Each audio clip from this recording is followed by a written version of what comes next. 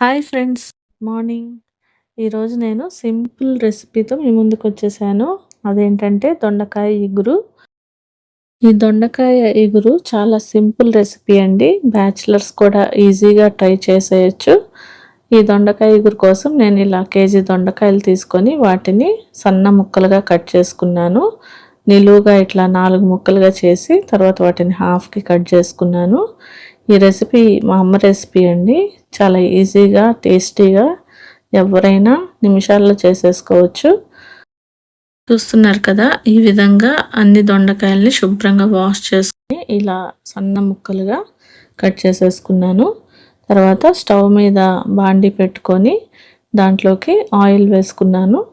Oil వేసుకున్న తర్వాత oil కాగాక కొంచెం ఎండుమిరపకాయ విత్తనాలు ఉంటాయి కదండి, అవి వేసుకున్నాను.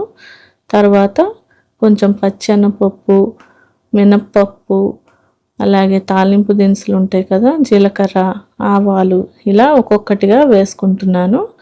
ఈ ఎండుమిరపకాయ విత్తనాలు వేయడం వల్ల మంచి టేస్ట్ వస్తుందండి కర్రీకి. మీరు కూడా ఒకసారి ట్రై చేయండి. ముందుగా పప్పులు ఎందుకు వేసుకున్నానంటే అవి వేగుతాయని. తర్వాత అవి కొంచెం వేగాక అప్పుడు జీలకర్ర, ఆవాలు నేను వేసుకుంటాను. తాలింపు దినుసులన్నీ వేగిన తర్వాత నేను ఆయిల్లోకి 1 స్పూను పసుపు వేసుకున్నాను. ఈ పసుపు వేసుకున్న తర్వాత ఈ దొండకాయ ముక్కల్ని కూడా వేసేసుకొని వీటన్నిటిని బాగా కలుపుతూ ఫ్రై చేసుకోవాలి.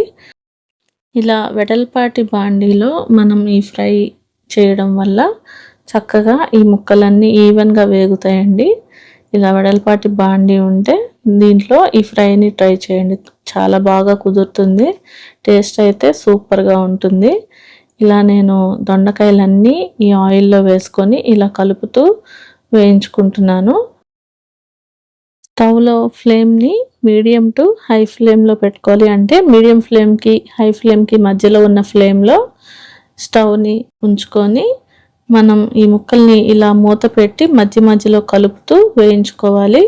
నేను సాల్ట్ అనేది యాడ్ చేయలేదండి. సాల్ట్ యాడ్ చేస్తే ముక్కలు అనేవి మెత్తపడిపోతాయి అన్నమాట.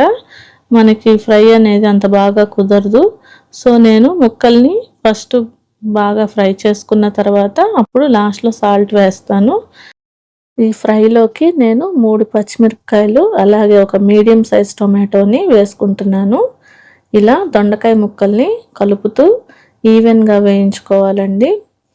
దొండకాయ ముక్కలు గోల్డెన్ బ్రౌన్ కలర్లోకి ఇలా టర్న్ అవుతాయి అన్నమాట. చూస్తున్నారు కదా, ఇలా అక్కడక్కడ మనకి ముక్కలు అనేవి ఇలా బ్రౌన్ కలర్లోకి వచ్చిన తర్వాత నేను దీంట్లోకి పచ్చిమిర్చిని ఇలా నిలువుగా చిలుకల్లాగా చేసుకొని వేసుకున్నాను.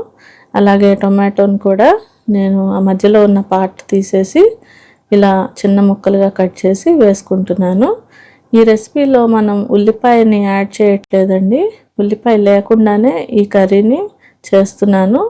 ఇది మా అమ్మ స్టైల్ అండి, మా అమ్మ నేర్పించిన రెసిపీ. చాలా బాగుంటుంది. ఇలా టొమాటో ముక్కల్ని అన్నీ వేసుకున్న తర్వాత టొమాటో ముక్కల్ని కూడా ఒకసారి ఇలా కలుపుకొని ఇప్పుడు నేను దీంట్లోకి సాల్ట్ వేసుకుంటాను. ఎందుకంటే సాల్ట్ వేయటం వల్ల టొమాటో ముక్కలు మగ్గిపోయి చక్కగా వాటి గుజ్జు కూడా మనకి కర్రీలో యాడ్ అవుతుందన్నమాట. ఇలా నేను తగినంత సాల్ట్ని కూడా యాడ్ చేసుకుంటున్నాను.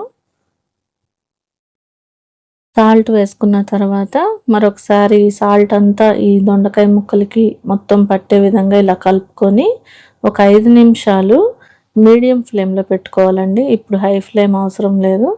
మీడియం ఫ్లేమ్లో పెట్టుకొని ఇలా వాటిని ఇలా కలుపుతూ వేయించుకుంటే ఈ టొమాటోలు చక్కగా మెత్తపడి వాటి జ్యూస్ అంతా కూడా మనకి కర్రీలో ఈవెన్గా పడుతుంది.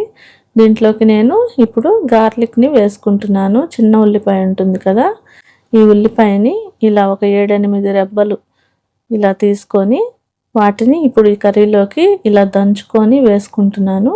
ఇలా దంచుకొని వేయడం వల్ల వీటి ఫ్లేవర్ అనేది చాలా బాగుంటుందండి. మనము చక్కగా ఇలా దంచి వేస్తుంటే కూరల్లో వాటి సువాసనే వేరండి. వెల్లుల్లిపాయల్ని వేసుకున్న తర్వాత మరలా ఇలా మూత పెట్టుకున్నాను. అవి కూడా చక్కగా మగ్గిపోతాయండి. చూస్తున్నారు కదా, టొమాటోస్ కూడా చక్కగా మగ్గిపోయి చక్కగా గుజ్జుగా అయిపోయాయి. ఇప్పుడు నేను దీంట్లోకి కారం యాడ్ చేస్తున్నాను. మా టేస్ట్‌కి తగ్గట్టు ఒక 3 స్పూన్ల కారం వేసుకున్నాను. ఈ కారంని కూడా చక్కగా ఇలా కలుపుతూ ఈ ముక్కలకి పట్టే విధంగా ఇలా ఒకసారి కలిపేసి దీని మీద మూత పెట్టుకొని ఒక 5 నిమిషాలు అలా వదిలేస్తే మనకు చక్కని టేస్టీ దొండకాయ ఫ్రై అనేది రెడీ అయిపోతుంది. చూస్తున్నారు కదా, వేడి వేడిగా పొగలు కక్కుతూ నోరూరుస్తూ మనకి టేస్టీ దొండకాయ ఫ్రై రెడీ అయిపోయింది. ఈ ఫ్రై అన్నంలోకే కాదు చపాతీల్లో కూడా సూపర్‌గా ఉంటుంది. మీరు కూడా ఒకసారి తప్పకుండా ట్రై చేయండి. ఇది చాలా సింపుల్ రెసిపీ అండి. ఒక 10-15 నిమిషాల లోపే అయిపోతుంది. టేస్ట్ అయితే అద్దిరిపోతుంది. మరొక టేస్టీ రెసిపీతో మళ్ళీ మీ ముందుంటాను. Thank you for watching friends. Keep smiling. Take care. Bye.